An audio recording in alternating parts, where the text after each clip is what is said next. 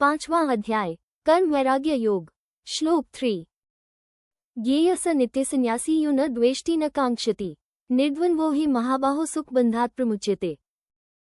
हिंदी अनुवाद। हे महाबाहो, जो न किसी से द्वेष करता है और न किसी वस्तु की कामना करता है, वही सदा सन्यासी कहलाने योग्य है, क्योंकि निर्द्वंद्व राग द्वेष से मुक्त पुरुष ही सुखपूर्वक बंधन से मुक्त होता है। इस श्लोक में भगवान श्री कृष्ण सच्चे संन्यास की परिभाषा बताते हैं। सामान्यतः लोग सोचते हैं कि सन्यासी वही है जो घर परिवार समाज और कर्मों को त्याग देता है, पर यहाँ भगवान स्पष्ट करते हैं कि त्याग का वास्तविक अर्थ बाहरी त्याग नहीं, बल्कि अंतःकरण के द्वेष और कामना का त्याग है।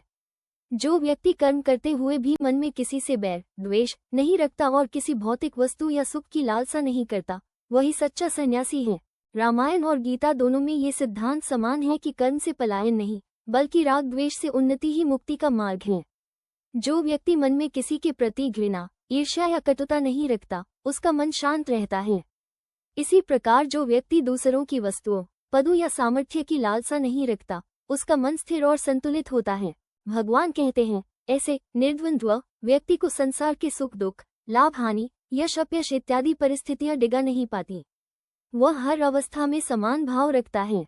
इस स्थिति में मनुष्य का मन बंधन कर्मफल की आसक्ति से मुक्त हो जाता है।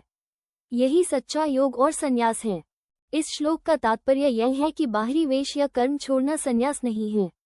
जो व्यक्ति भीतर से राग द्वेष मोह और आशा आदि को त्यागता है, वही नित्य संन्यासी है। ऐसे व्यक्ति को कर्म से बंधन नहीं होता, क्योंकि उसके कर्म आत्मनियंत्रण और ईश्वर समर्पण से संपन्न होते हैं। इसलिए भगवान अर्जुन को सिखाते हैं कि युद्ध के कर्म में भी यदि द्वेष और फल आशा न हो, तो वही कर्म योग के समान मुक्तिदायी बन जाता है।